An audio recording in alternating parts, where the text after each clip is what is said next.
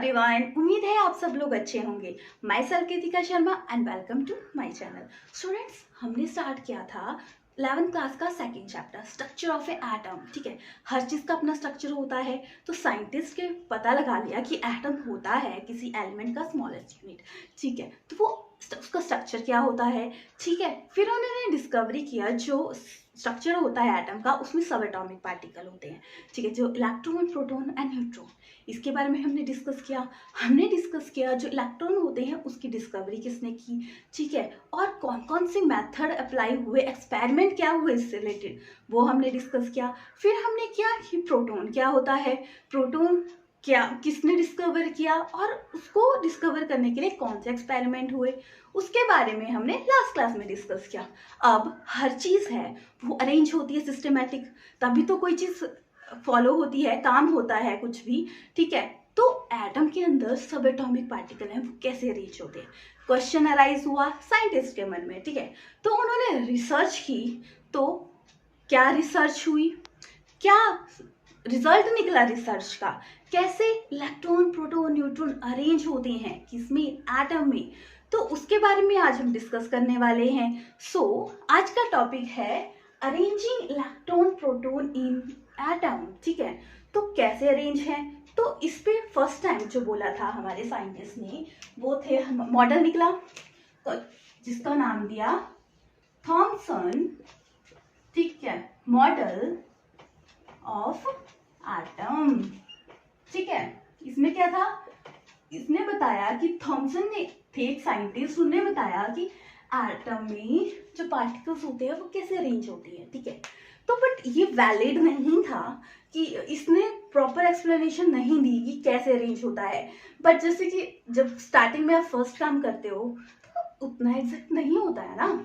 तो जैसे कि इन्होंने डिस्कवरी की, मतलब अपना दिमाग लगाया, सब कुछ किया, तो इससे थ्रू वो काम नहीं हुआ, ऐसे प्रॉपरली इनका काम वैलिड नहीं माना गया। उससे आगे फिर इससे आइडिया लेके किसी और साइंटिस्ट ने वर्क किया, तो वो उन्होंने फिर जैसे जैसे डिस्कवरी होती गई, जैसे कि इससे आइडिया लेके, जैसे कि फर्स्ट टाइम जो काम करता है वो उतना अच्छे से नहीं करेगा, फिर सेकंड पर्सन जो होगा वो देखेगा, हाँ इस पर्सन ने ऐसे करेगा। होता है ना, क्लास में अगर एक बच्चे को मार पड़ गई तो हाँ इसने ऐसे किया था, इसको डांट पड़ी, तो आप क्या करोगे, फटाफट वो करेक्ट कर लेते हो अगर आप पीछे होंगे। ठीक है, तो वैसे ही साइंटिस्ट थे, फर्स्ट साइंटिस्ट थे थॉमसन, जिन्होंने डिस्कवरी की थी कैसे अरेंज है इलेक्ट्रॉन और प्रोटॉन। फिर प्रॉपर एग्जैक्टेशन तो पता नहीं लगी इसकी, तो उसके बारे में फिर आगे साइंटिस्ट ने क्या रिसर्च की और उसने क्या एक्सप्लेनेशन दी किसी साइंटिस्ट ने, उसके बारे में हम डिस्कस करते हैं। फर्स्ट तो हम डिस्कस करते हैं, थॉमसन का इतना वैलिड नहीं था बट फिर भी इंपॉर्टेंट है क्योंकि फर्स्ट एक्सपेरिमेंट था। तो इन्होंने क्या बोला, जैसे कि आप पिक्चर में देख रहे हो, ठीक है, राउंड स्फीयर है, इन्होंने बोला कि एटम होता है, इसमें जैसे कि इलेक्ट्रॉन है वो ऐसे अरेंज है। ठीक है, तो इसमें उन्होंने एग्जैक्ट नहीं बताया कि कैसे अरेंज है। उन्होंने बोला जैसे कि वाटर में की, जैसे कि सीड्स हैं, देखो पिक्चर में देखो, सीड्स हैं, अरेंज है हर कहीं, प्रॉपर एग्जैक्ट नहीं पता कि कहाँ अरेंज होंगे, एक में कुछ और होंगे वाटरमेलन में, एक में कुछ और तरीके से होंगे।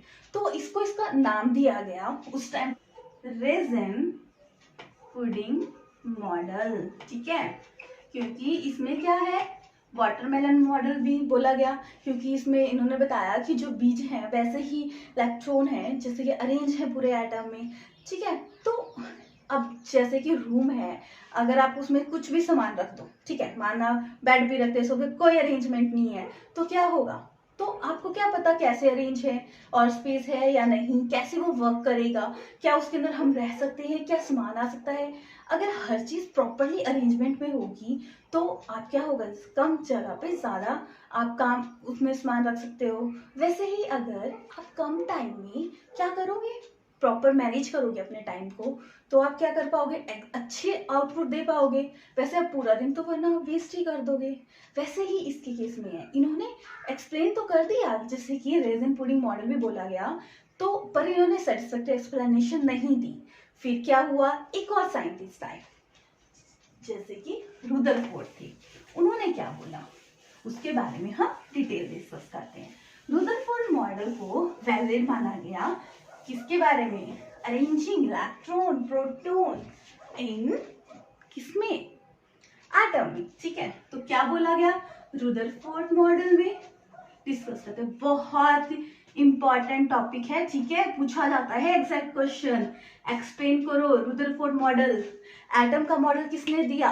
रुदरफोर्ड ने, ठीक है। इस टाइप के इससे क्वेश्चन बनते हैं। तो देखो इन्होंने पहले ना जैसे कि साइंटिस्ट रिसर्च की, जैसे कि इन्होंने 1909 में अपने स्टूडेंट्स के साथ, ठीक है, कि जो इलेक्ट्रॉन प्रोटॉन है कैसे डिस्कस होते हैं। तो एक्सपेरिमेंट हुए। बिना साइंस बिना एक्सपेरिमेंट के नहीं चलती है, ठीक है। तो जो भी होता है हमारे चारों ओर उसमें साइंस ढूंढने की कोशिश करो। अगर आप अपने चारों ओर साइंस ढूंढने की कोशिश करोगे ना बच्चों, तो आपको सब कुछ इजी लगने लग जाएगा, क्योंकि हमारे चारों दिन भर जो भी काम करते हैं हम सब में साइंस है, ठीक है। तो इस मॉडल के हिसाब से क्या होता है, इन्होंने क्या लिया, देखो इन्होंने क्या लिया, हीलियम लिया, ठीक है। हीलियम के अल्फा पार्टिकल्स, ठीक है, अल्फा पार्टिकल्स, ठीक है। तो वो जिसका क्या है चार्ज पॉजिटिव, चार्ज आ गया +2, मास आ गया इसका 4, ठीक है। तो इन्होंने इसके अल्फा पार्टिकल्स को पास करवाया, ठीक है। जैसे कि आप पिक्चर में देखो, हीलियम लिया और लेड थे, वो लेड के अंदर क्या था, रेडियम भरा था, ठीक है। वो पास करवाया, गोल्ड फॉइल ली, ठीक है। गोल्ड फॉइल से इसको पास करा। लेड क्यों लगाया, ताकि जो उसने अल्फा पार्टिकल्स की रेस दी तो वो मूव ना करे ऊपर नीचे, ठीक है, तो वो एग्जैक्ट चला जाए। फिर उन्होंने क्या ली, प्लेट ली, ठीक है। तो प्लेट में उससे क्या होगा कि उससे पता लग जाएगा कि जो उन्होंने अल्फा पार्टिकल डाले वो किस साइड को मूव किए, क्योंकि वो लाइट ग्लो करेगी, ठीक है। जैसे कि फॉइल दिया है, जैसे कि वेव्स मूव की हुई है, तो इससे पता लग रहा है कि जो पार्टिकल्स हैं वो किस किस साइड को गए, ठीक है। ये तो उन्होंने क्या किया, मॉडल लिया और इन्होंने ये चीजें ली और इसके बाद इन्होंने एक्सपेरिमेंट किया। फिर उन्होंने ऑब्जर्व क्या किया, ठीक है। ऑब्जर्वेशन क्या थी, ठीक है, किसके बारे में, रुदरफोर्ड मॉडल की ऑब्जर्वेशन एटम के बारे में, ठीक है। बहुत इंपॉर्टेंट कंसेप्ट है ऑब्जर्वेशन, ठीक है। तो उन्होंने ऑब्जर्व किया, जिससे कि आप पिक्चर में देख रहे हो, इन्होंने ऑब्जर्व किया कि जो आपने पार्टिकल्स मूव करवाए तो बहुत जगह से ना वो क्या हुए, पास हो गए, ठीक है। इससे ये तो पता लग गया कि स्पेस ज्यादा है, कोई चीज नॉर्मल चली जाए मतलब स्पेस ज्यादा है, स्मॉल जगह से क्या है वो कम बैक होगी, इधर को गया तो इधर को बैक होगी। तो मतलब यहाँ पे कोई भारी चीज है जिसकी वजह से वो क्या हुई, बैक हुई। वरना क्या होगा, अगर हैवी चीज नहीं होगी तो वो तो पास हो जाएगी। हम किससे डरते हैं, जो हमसे स्ट्रांग होता है हमारे सामने, ठीक है। अगर वीक होगा तो हम उसको धक्का मुक्की देके चले जाएंगे, ठीक है। तो वैसे ही हैवी मेटल कुछ है हैवी सेंटर में, जिसकी वजह से क्या हो गया, वो रिफ्लेक्ट होगी। और बहुत ज्यादा क्या थे, आगे पीछे चले गए, ठीक है, कोई मतलब सीधी डायरेक्शन में नहीं थे। तो ये सब कुछ उन्होंने ऑब्जर्व किया कि ऐसा ऐसा हुआ, ठीक है। तो इस इन सब के जैसे कि पास हो गए, ठीक है, फर्स्ट। फिर सेकंड क्या हुआ, बीच से प्रॉपर बैक हो गए, इसका मतलब कुछ है वहां पे बीच में जिसकी वजह से स्ट्रॉन्ग चार्ज है, जिसकी वजह से वो पीछे हो गए। और क्या है, बहुत सारी चीजें, बहुत सारे पार्टिकल्स सीधे मूव कर गए, प्लस स्पेस है, और बहुत सारी चीजें थी जो रिफ्लेक्ट करी, आगे पीछे करी हुई, ठीक है। ये पता लग गया। अब उसने ये सब कुछ ऑब्जर्व किया, उसके बाद उन्होंने मॉडल दिया, न्यूक्लियर मॉडल ऑफ एटम, ठीक है। तो उसमें क्या क्या पॉइंट्स आए, किसके बारे में, कि एटम में सब एटॉमिक पार्टिकल कैसे अरेंज हैं, ठीक है। देखो थॉमसन मॉडल ने तो, थॉमसन मॉडल के मुताबिक देखो पिक्चर में दिया है कि क्या है, सीधे मूव करे, कोई एग्जैक्ट नहीं था, ठीक है। तो ये मॉडल इसलिए रिजेक्ट हुआ। फिर न्यूक्लियर मॉडल रुदरफोर्ड के मुताबिक क्या था, उसके बारे में हम डिस्कस करते हैं अब, ठीक है। न्यूक्लियर मॉडल ऑफ किसका, रुदरफोर्ड का न्यूक्लियर मॉडल, जो मोस्ट इंपॉर्टेंट है, आपसे डायरेक्ट 2-3 मार्क्स का क्वेश्चन पूछते हैं। न्यूक्लियर मॉडल क्या है, रुदरफोर्ड का, ठीक है। अगर थॉमसन का आएगा, ठीक है, तो वो भी बता सकते हो आप, ठीक है। तो न्यूक्लियर मॉडल क्या बना अकॉर्डिंग टू रुदरफोर्ड, ठीक है। इन्होंने फर्स्ट अभी हमने डिस्कस किया कि जो पार्टिकल्स थे मूव कर गए, ठीक है, इट्स मीन उसमें क्या है, स्पेस है बहुत ज्यादा, ठीक है, ठीक है। फिर क्या हुआ, जैसे कि बहुत स्ट्रांग थी, यहाँ से मूव किए तो यहाँ को गए, फिर से रिफ्लेक्ट करे, मतलब कोई स्ट्रांग चीज है जो उसको बैक कर रही है। तो सेंटर में स्ट्रांग क्या है?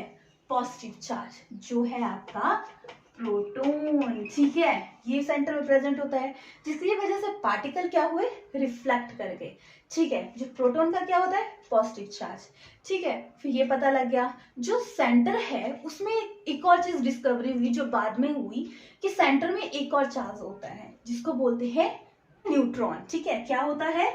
न्यूट्रॉन, ठीक है। न्यूट्रॉन प्लस प्रोटॉन मिलके क्या बनाते हैं? क्या बनाते हैं? न्यूक्लियस, ठीक है। न्यूक्लियस बना दिया। पॉजिटिव, न्यूट्रल क्या है? न्यूट्रॉन क्या है? न्यूट्रल, ठीक है। और प्रोटॉन क्या है? पॉजिटिव चार्ज, ठीक है। ये पता लग गया, ठीक है, बीच में न्यूक्लियस आ गया। फिर ये भी पता लग गया कि पॉजिटिव चार्ज होता है, और बहुत सारे चार्ज होता है ना एटम का, न्यूट्रल होता है। क्यों? क्योंकि इलेक्ट्रॉन जो है वो ऐसे कहीं भी अरेंज है, ठीक है, और जो प्रोटॉन है वो सेंटर में प्रेजेंट होता है, ठीक है। ये पता लग गया। फिर जैसे कि आप पिक्चर में देखो, सन है सेंटर में है और प्लैनेट है चारों तरफ है, वैसे ही जैसे कि यहाँ पे भी है, जो प्रोटॉन है सेंटर में है और उसके चारों ओर क्या है? इलेक्ट्रॉन, जिसकी वजह से क्या है कि जो एटम का चार्ज है वो न्यूट्रल आ जाता है, ठीक है। ये पता लग गया सब कुछ, ठीक है। अब ये क्लियर हो गया आई थिंक आप लोगों को। न्यूक्लियर मॉडल क्या है किसका? रुदरफोर्ड का, और थॉमसन के मॉडल के हिसाब से क्या था, ठीक है। अब बहुत इंपॉर्टेंट कंसेप्ट क्या है? Concept of A atomic mass. क्या है? Concept atomic mass and atomic number and discovery of A neutron. Neutron के बाद में डिस्कवरी हुई, किसने की, क्या बताया, उसके बारे में हम डिस्कस करते हैं, ठीक है। कॉन्सेप्ट किसका अभी पढ़ा हमने? Atomic number. ये बहुत इंपॉर्टेंट है, अगर आप अभी समझ गए ना तो आपको बहुत इजी होगा बाद में समझने का। कभी ना कभी तो समझनी पड़ती हैं चीजें, अभी समझो चाहे बाद में समझो, ठीक है। Concept of atomic number and mass number, ठीक है, शॉर्ट फॉर्म लिख देती हूँ, एंड डिस्कवरी, ठीक है। अभी हमने पढ़ा सब एटॉमिक पार्टिकल कौन सा होता है? तीसरा न्यूट्रॉन, ठीक है। तो सबसे पहले करते हैं हम एटॉमिक नंबर क्या होता है। ये तो पता लग गया कि जो एलिमेंट है किसी का, उसके जो नंबर होता है काउंटिंग नंबर, जैसे कि हाइड्रोजन फर्स्ट है, उसके बाद जो होगा उसमें क्या होता है? एटॉमिक नंबर, ठीक है। तो वो उसका एटॉमिक नंबर क्या? आपका कंसेप्ट ऑफ एटॉमिक नंबर वो क्या होता है, ठीक है। एक मॉसले थे साइंटिस्ट, ठीक है। कौन थे? मॉसले ने। उन्होंने क्या किया कि क्या होता है उसमें चार्ज कौन सा होता है, जो पॉजिटिव चार्ज होता है, एक्सरे के बारे में स्टडी किया, तो उन्होंने एक नंबर निकाला जैसे प्रोटॉन नंबर, ठीक है, जो क्या होता है? सेंटर में प्रेजेंट होता है, किसके? एटम के, ठीक है। तो उन्होंने उसको नंबर दिया एटॉमिक नंबर, नाम दिया ना, ठीक है। तो एटॉमिक नंबर दे दिया नाम, ठीक है। तो उन्होंने नोटिस किया जैसे कि हाइड्रोजन है उसका एटॉमिक नंबर 1 है, कार्बन है 6 है, मतलब ये इससे ग्रेटर है, ठीक है। जो आपका प्रोडक्ट टेबल है उसमें क्या है? एटम एलिमेंट्स अरेंज हैं according to their atomic number, ठीक है। अब ये तो पता लग गया। फिर उन्होंने बताया कि जैसे कि अब ये तो पता लग गया कि जो पार्ट इसमें प्रोटॉन है वो क्या है? उसका एटॉमिक नंबर। जो एटॉमिक नंबर है किसी का, ठीक है, जिसका सिंबल है आपका Z, ठीक है, वो किसके इक्वल है? नंबर ऑफ प्रोटॉन जो उसके अंदर प्रेजेंट होते हैं। आपको पता है प्रोटॉन क्या होता है? एग्जैक्ट किसके बराबर होता है? इलेक्ट्रॉन के, क्योंकि वो न्यूट्रॉन होते हैं, न्यूट्रल बना देता है एटम को, ठीक है। Number of A electron, electron कहाँ प्रेजेंट होते हैं? सेंटर के चारों ओर, ठीक है। तो ये एटॉमिक नंबर पता लग गया, number of a proton, number of A electron. फिर उसका मास नंबर देखा गया, तो फिर नोटिस किया गया कि जो मास नंबर है वो तो डिफरेंट है हर किसी का, ठीक है। जैसे कि कार्बन का है, हाइड्रोजन का तो 1 है, ठीक है, पर जो कार्बन का है उसका 12 आया। अब कंफ्यूजन कि है तो इलेक्ट्रॉन और प्रोटॉन बराबर है, पर जो मास नंबर है वो डिफरेंट कैसे आया? ठीक है, हाइड्रोजन का तो सेम है पर कार्बन और एलिमेंट्स का अलग अलग क्यों है? क्वेश्चन अराइज हुआ, तब डिस्कवरी हुई न्यूट्रॉन की। ठीक है, कि सेंटर में एक और चीज प्रेजेंट होती है, किसके? एटम के, जिसको नाम दिया गया न्यूट्रॉन। ठीक है, क्या नाम दिया? न्यूट्रॉन। ठीक है, जो न्यूट्रॉन डिस्कवरी किसने की थी? चैडविक ने। ठीक है, कितने में? 1932 में। ठीक है, तो इसने डिस्कवर किया कि जो मास है किसका? न्यूट्रॉन का, वो कितना है? 1.675 इंटू 10⁻⁻27 kg। क्या है इसका मास नंबर? किसका? न्यूट्रॉन का। तो न्यूट्रॉन कहाँ प्रेजेंट होते हैं? जैसे कि सेंटर में। ठीक है, किसके? ये एटम है। ठीक है, इसके सेंटर में क्या है? न्यूट्रॉन एंड प्लस प्रोटॉन, जो क्या बनाता है एग्जैक्ट किसका? Mass number. ठीक है, मास नंबर क्या होता है? जो उसमें सेंटर में प्रेजेंट होता है। ठीक है, जैसे कि एग्जाम्पल के थ्रू समझते हैं। जैसे कि माना आपका एग्जाम्पल है कार्बन है। ठीक है, इसका एटॉमिक नंबर है 6, मास नंबर है 12। इट्स मीन इसका क्या है? 6 क्या है? एटॉमिक नंबर क्या है इसका? Atomic number 6। ठीक है, जो किसके बराबर है? Number of proton and number of electron. ठीक है, बट मास नंबर 12 आ गया, इट्स मीन। ठीक है, मास नंबर क्या आ गया? क्या पढ़ा हमने? Neutron plus proton. ठीक है, इसका सिंबल आ गया आपका ए। ठीक है, क्या आ गया? Number of proton plus number of neutron. ठीक है, जैसे कि हाइड्रोजन में केस था, हाइड्रोजन के केस में 1 है, तो इसका न्यूट्रॉन नंबर कितना हुआ? 0। ठीक है, पता लग गया। जैसे कार्बन है, इसका कितना हुआ न्यूट्रॉन नंबर? न्यूट्रॉन कैसे निकाल लोगे आप? माइनस कर दोगे प्रोटॉन, और ये क्या है? Atomic number of a proton equal to number of electron. ठीक है, तो इससे आप माइनस कर दोगे तो क्या निकालोगे? न्यूट्रॉन। ठीक है, तो न्यूट्रॉन बराबर है ना 12 में से आप क्या माइनस कर दोगे? प्रोटॉन नंबर का माइनस कर दोगे, तो आप कैसे निकाल लोगे? इजीली निकाल लिया ना। क्या? न्यूट्रॉन किसका? कार्बन का। ठीक है, तो जैसे कि आपके पास कोई एलिमेंट है, माना ये एक्स एलिमेंट है। ठीक है, इसमें नीचे क्या है? जेड। जेड क्या है? Atomic number. ठीक है, और ऊपर क्या है? ए, मास नंबर। ठीक है, मास नंबर क्या हो गया? कहा गया? Number of a proton plus number of A neutron, और Z क्या आ गया? Atomic number. ठीक है, अगर आपसे पूछ लिया जाए कि एटॉमिक नंबर है मास नंबर सेम होता है, तो आप बोलोगे नहीं। और मास नंबर क्या होता है, तो आप बता सकते हो। कई बार आपको सिंबल भी पूछ सकते हैं, मास नंबर क्या होता है, और क्वेश्चन इससे बहुत इंपॉर्टेंट आते हैं। ठीक है, नोट डाउन कर लीजिए इस चीज को कि क्या क्या है, न्यूट्रॉन क्या है, मास नंबर क्या होता है, एटॉमिक नंबर क्या होता है। अगर आपको निकालना आ जाए क्या एटॉमिक नंबर या मास नंबर, तो आप कैसे निकालोगे? ठीक है, एग्जैक्ट निकाल लोगे। ये बहुत इंपॉर्टेंट कंसेप्ट है। ठीक है, अब नेक्स्ट इंपॉर्टेंट कंसेप्ट आता है जो आपका एटॉमिक नंबर और मास नंबर से रिलेटेड है। क्या है आपका कंसेप्ट? आपका कंसेप्ट आ गया आइसोटोप्स, आइसोटोन्स एंड आइसोबार। अब ये क्या चीज है? ठीक है, जैसे जैसे डिस्कवरी हो रही है, तो उन्होंने बताया कि जैसे कि mass number and atomic number के बेस पे भी जो एक एलिमेंट है वो एक दूसरे से वेरी करता है। कैसे? देखो, फर्स्ट करते हैं हम इसमें आइसोटोप्स। ठीक है, इसमें क्या होता है एग्जैक्ट पता लग गया ना, एटॉमिक नंबर और मास नंबर में क्या डिफरेंस है। अगर आपको वो कंसेप्ट समझ नहीं आएगा तो ये कंसेप्ट भी कभी समझ नहीं आएगा। ठीक है, तो आइसोटोप्स हुआ same atom, same element have, क्या आ जाएगा इसमें? सेम क्या एटॉमिक नंबर, ठीक है, बट वेरी क्या करेगा, डिफरेंट मास नंबर। अब ये कैसे पॉसिबल है, ठीक है, जैसे कि आपका एग्जांपल लेते हो, हाइड्रोजन है, उसके 3 आइसोटोप्स होते हैं, ठीक है, कैसे 1 हाइड्रोजन, ड्यूटेरियम, ट्रिटियम, ठीक है, कैसे, इसमें क्या है, same atomic number but different क्या है, मास नंबर।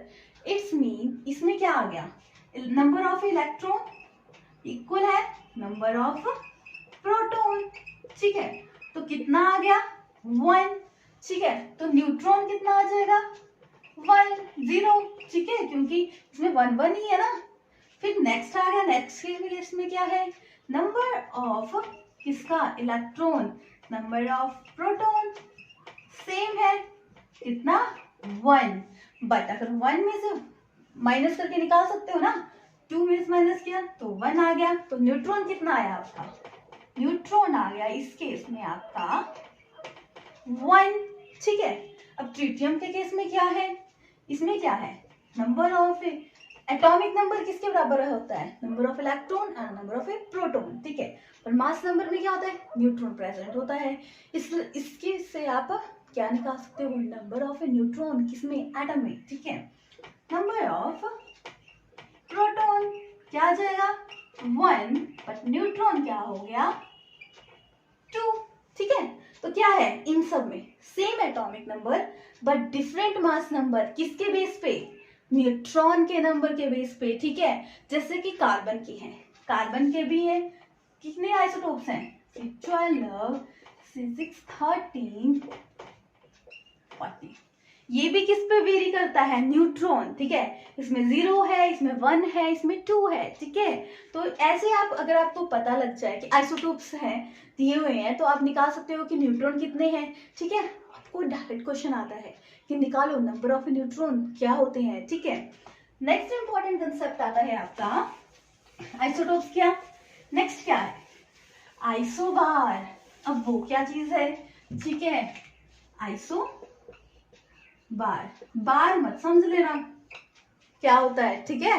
आइसोबार का मतलब होता है एटम क्या है, डिफरेंट एलिमेंट के, ठीक है, अलग अलग एलिमेंट के अलग अलग एटम्स होते हैं, तो अलग अलग जैसे कि एटम और डिफरेंट एलिमेंट के, उसमें क्या होगा, सेम मास नंबर एंड क्या होगा, डिफरेंट एटॉमिक नंबर, ठीक है। इट्स मीन जो उसके इलेक्ट्रॉन प्रोटॉन है वो डिफरेंट होंगे, बट क्या है, मास नंबर सेम है, पॉसिबल है ऐसा, यस। तो कैसे, कौन कौन से एग्जांपल है, जैसे आर्गन 18 40, क्रिप्टॉन 19 एंड 40। अब क्या है, इसमें क्या है, डिफरेंट एलिमेंट है बट मास नंबर सेम है, क्यों, कैसे, देखो इसमें क्या है, डिफरेंट एलिमेंट आ गए, ये पता लग गया। अब क्या है, इसमें इलेक्ट्रॉन कितने हैं 18, प्रोटॉन भी कितने होंगे 18, बट वेरी क्या करेगा, न्यूट्रॉन, कैसे निकालोगे, देखो 40 में से आप 18 माइनस कर दोगे तो आपका क्या आ जाएगा, न्यूट्रॉन नंबर, न्यूट्रॉन कितने आ गए इसमें, न्यूट्रॉन आगे माइनस कीजिए 22, ठीक है, आ गया। अब इसमें क्या है, इलेक्ट्रॉन कितने हैं 19, तो प्रोटॉन भी कितने हैं 19, तो अब कैसे निकालोगे, न्यूट्रॉन 40 माइनस 19, ठीक है, क्या आ जाएगा आपका 21, ठीक है। तो ये क्या आ गया इसके, प्रोटॉन न्यूट्रॉन, ठीक है, न्यूट्रॉन निकले ना, क्योंकि जो इलेक्ट्रॉन है प्रोटॉन है वो तो सेम है, न्यूट्रॉन ही वेरी करेगा ना इसमें, ठीक है। तो समझ आ गया, आइसोबार क्या है, atomic, atom different element, same mass number and different atomic number, ठीक है। तो ये समझ आ गया। अब नेक्स्ट एक और पढ़ा था हमने, आइसोटोन्स। इसमें क्या है, अलग अलग एलिमेंट हैं, ठीक है, अलग अलग एटॉमिक नंबर है, अलग अलग मास नंबर है, बट क्या है, न्यूट्रॉन नंबर सेम है, कैसे पॉसिबल है, देखो कैसे पॉसिबल है, एग्जाम्पल के थ्रू समझते हैं। देखिए डिफरेंट एलिमेंट है, ठीक है, डिफरेंट प्रोटॉन है, ठीक है, डिफरेंट इलेक्ट्रॉन है, it's mean atomic number different है, ठीक है, बट क्या है, सेम। क्या सेम, क्या है इसमें, सेम है आपका न्यूट्रॉन नंबर। अब ये कैसे पॉसिबल है, विदाउट एग्जाम्पल ये सब समझना मुश्किल है, ठीक है, तो हम करते हैं एग्जाम्पल के थ्रू। सो देखो सिलिकॉन, फॉस्फोरस, सल्फर, ठीक है, इसका एटॉमिक नंबर कितना है, 31 एंड 32। क्या है ये, एटॉमिक नंबर, ठीक है, और ये क्या है, मास नंबर, ठीक है, पता लग गया। तो इसमें क्या बोला है, सेम न्यूट्रॉन नंबर, कैसे, ठीक है, नंबर ऑफ इलेक्ट्रॉन कितने हैं, 14, ठीक है, एटॉमिक नंबर है ना, और क्या है, नंबर ऑफ प्रोटॉन सेम है 14। अब कैसे इसका न्यूट्रॉन नंबर सेम आ गया, तो आप माइनस कर दोगे मास नंबर माइनस प्रोटॉन, ठीक है, 13 माइनस 14, तो क्या आ गया आपका आंसर, 16 क्या आ गया, न्यूट्रॉन, ठीक है। अब वैसे देख लो एटॉमिक नंबर क्या है इसका, number of electron equal to 15, number of proton 15, ठीक है, तो ये क्या है इसका एटॉमिक नंबर, ठीक है। तो क्या है, न्यूट्रॉन कैसे निकालेंगे आप इसका, न्यूट्रॉन माइनस करोगे किसमें से, मास नंबर, ठीक है, माइनस एटॉमिक नंबर, ठीक है, तो क्या है मास नंबर 31 में से माइनस 15, 16, तो ये आ गया आपका न्यूट्रॉन, ठीक है, आ गया ना। अब देखो नेक्स्ट के केस में number of electron, number of proton equal कितने हैं, 16, ठीक है, क्या है ये इसका एटॉमिक नंबर, ठीक है। अब क्या बना इसका, mass number minus atomic number, क्या आ जाएगा 32 माइनस 16, तो क्या आ गया 16 न्यूट्रॉन, ठीक है, तो क्या है तीनों में सेम, क्या है न्यूट्रॉन।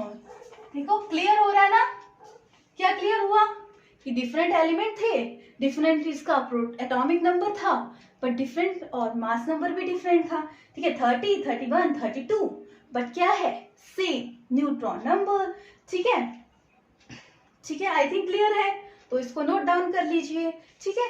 अब इससे रिलेटेड ऐसे ही क्वेश्चन आते हैं, न्यूट्रॉन बताओ कितने, किसमें कितने आपका एटॉमिक नंबर है, मास नंबर कितना है, आपको एक चीज दे दी होगी या दो चीजें दी होंगी, आप निकाल लोगे, ठीक है, समझ आ गया, एग्जाम्पल के थ्रू किए हुए हैं सारे, तो ऐसे ही आपसे क्वेश्चन पूछे जाएंगे।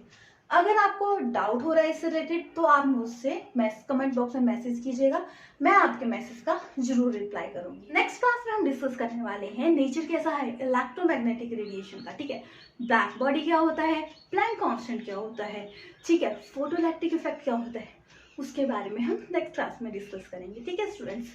एंड अगर आपको मेरी वीडियो अच्छी लगी हो तो please like, share and subscribe my channel. Thank you students.